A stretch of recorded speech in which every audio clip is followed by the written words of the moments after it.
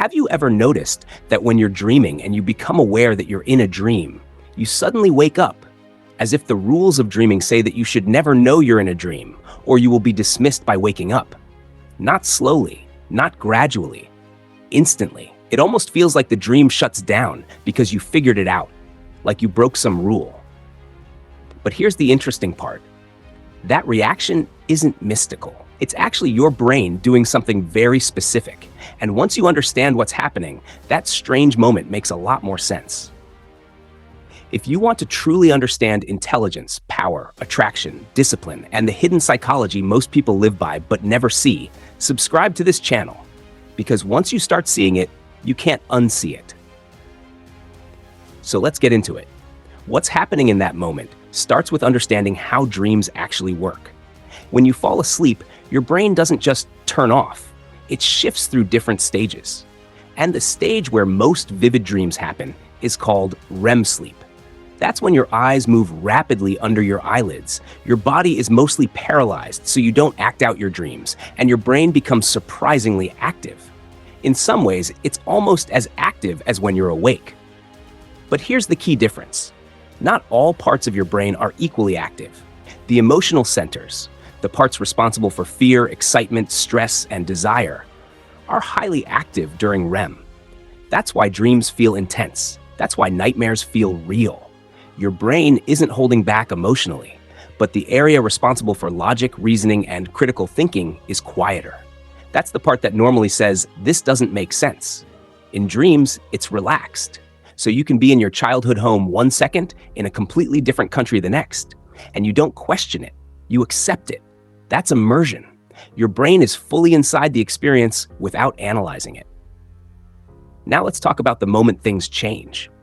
When something frightening happens in a dream, your body reacts. Even though the threat isn't real, your nervous system doesn't know that.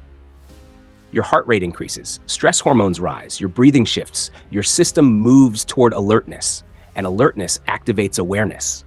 The same survival wiring that protects you in real life starts coming online. The brain begins checking your environment more carefully. That's when a thought appears. Wait, something's off. That thought is important because the second you question the reality of the dream, you're no longer fully inside it. You're stepping outside of it. You're observing it. And observation changes everything. Think about watching a movie. When you're emotionally invested, you're immersed. You forget you're sitting in a room. But if someone suddenly taps you on the shoulder and you remember you're in a theater, the immersion breaks. You're aware of the screen again. Dream awareness works in a similar way. The moment you realize this is a dream, your brain shifts from participant to observer. For some people, that shift is stable. They stay inside the dream, but now they can control it. That's what people call lucid dreaming. But for many others, especially when fear is involved, that shift is too much. The brain tips fully into wakefulness. It's almost like your system can't maintain both states at once. You can't be deeply asleep and critically self-aware at the same time for very long. So it resolves the tension by waking you up. That's why it feels instant. It's not that you broke a rule. It's that awareness increases brain activity, and increased brain activity pulls you out of REM sleep. There's another layer to this. If you've done this many times, your brain starts learning the pattern. Let's say it happens once. You're scared, you question it, you wake up. That experience gets stored. The brain loves shortcuts. It loves patterns that feel protective. So the next time fear appears in a dream, your mind may almost automatically search for the exit. Fear becomes the trigger. Questioning becomes the tool. Waking up becomes the escape.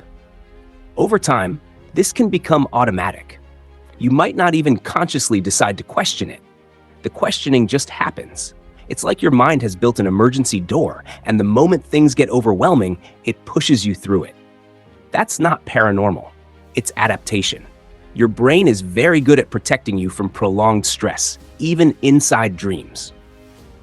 Now, here's something interesting. Not everyone wakes up when they realize they're dreaming. Some people stay in the dream and gain control. So what's the difference? Often, it comes down to emotional intensity. If the realization happens calmly, like you're just casually noticing something is strange, you might stay asleep. But if the realization happens during high fear, your body is already moving toward alertness. That emotional spike makes waking up much more likely. In other words, it's not just awareness that wakes you up. It's awareness combined with arousal. Fear is powerful. It's designed to pull you toward consciousness. In real life, fear wakes you up quickly if there's danger.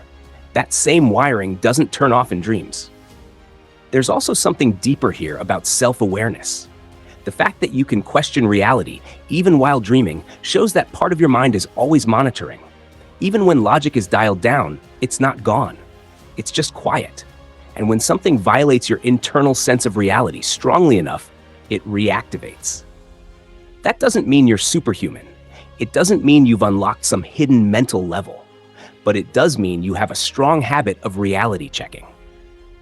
Some people rarely question their environment, even while awake. Others constantly evaluate what's happening around them. If you're someone who naturally analyzes situations, your brain may carry that habit into sleep. It's the same mind, just in a different state. There's another question people sometimes ask at this point. If realizing it's a dream wakes me up, does that mean I can't stay in it? Not necessarily. What usually wakes people up isn't the realization itself.